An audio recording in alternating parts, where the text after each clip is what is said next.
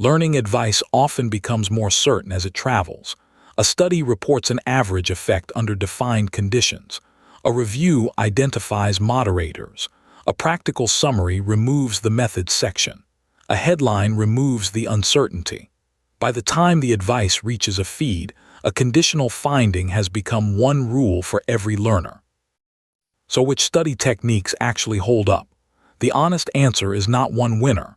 Several methods have useful evidence for specific jobs, and each becomes misleading when its boundary disappears. Retrieval practice has a substantial evidence base for later recall and can support transfer under some conditions. Its job is to attempt access before the source supplies the answer. The check matters because remembered answers can be wrong. Retrieval does not replace initial study, and recalling a definition does not automatically build skilled performance. Spacing generally improves delayed retention compared with massed practice across a large body of memory research. Its job is to bring learning back after the original context has faded. It does not provide one scientifically optimal calendar for every learner, subject, and retention target. A gap can be too short or too long. Interleaving can help when later performance requires discriminating among related categories or problem types. Its job is selection. The evidence varies strongly by material, and random mixing is not the same thing. Continuous arguments may need to remain ordered, and beginners may need a clear blocked example before useful comparison.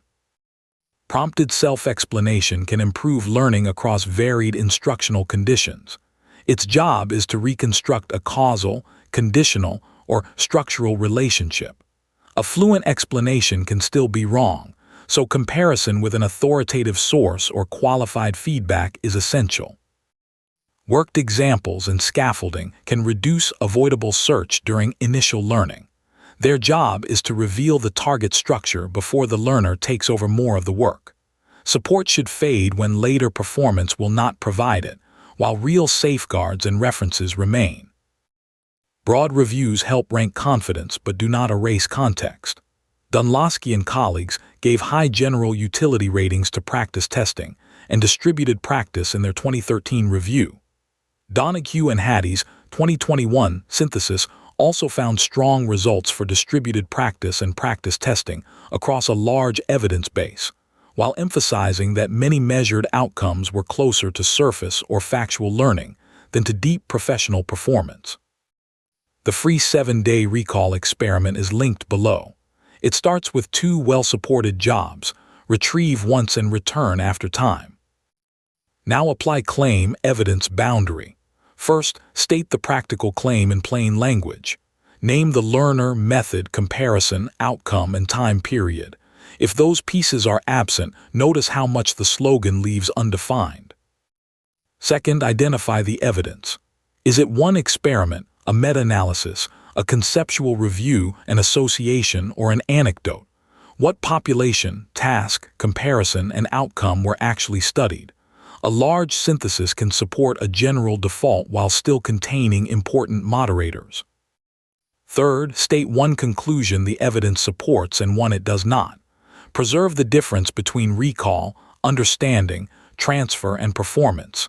Keep alternative explanations and conditions visible. Take the claim, spacing is scientifically optimal. Optimal for which material, learner, outcome, and delay. A more defensible version is: distributing learning events generally improves delayed verbal recall compared with massing them, and useful gaps depend partly on the desired retention interval. The method survives. The universal promise does not. Now take, interleaving trains the brain to learn faster. The claim does not define the material or outcome. A safer version is: mixing confusable cases can improve category learning under some conditions, with strong differences across materials. Randomly shuffling unrelated subjects and promising general speed are outside that evidence. Use the same audit on apps and courses. If an app calls its review schedule scientifically optimal, ask what retention target and comparison support that word. If a course says difficulty rewires the brain, ask what useful processing the difficulty requires and what later outcome improved. If a note-taking system promises mastery, ask whether the tool creates retrieval, accurate reference, comparison, or real performance, or merely a more complete archive. Tools are not evidence that learning occurred. A flashcard can prompt retrieval, a saved note can protect accuracy, a reminder can create a return, a side-by-side view can support comparison. Judge the tool by the job it improves, not by the size of the system. Speed claims deserve the same care. Efficient learning matters, but efficiency is not minutes per page. Retrieval pauses the reading flow. Explanation takes longer than recognition. Spacing prevents a topic from being declared finished in one sitting. The relevant comparison is the time and quality required to achieve the future result, not the smoothness of the current session. Remembering is also not mastery. Accessible knowledge can still be incomplete, selected poorly, or insufficient for performance. Complex competence may require perception, judgment, coordination, social awareness, current information, feedback, and experience with consequences. Reading methods can prepare part of that system. They cannot compress all of it into a mental answer. For the complete system and its evidence boundaries, see the evidence-based learner. You do not need to read a paper before every study session.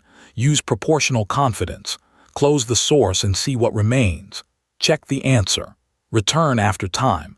Compare similar cases when selection matters. Explain the relationship.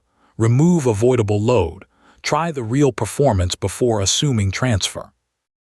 The best study technique is not the loudest claim.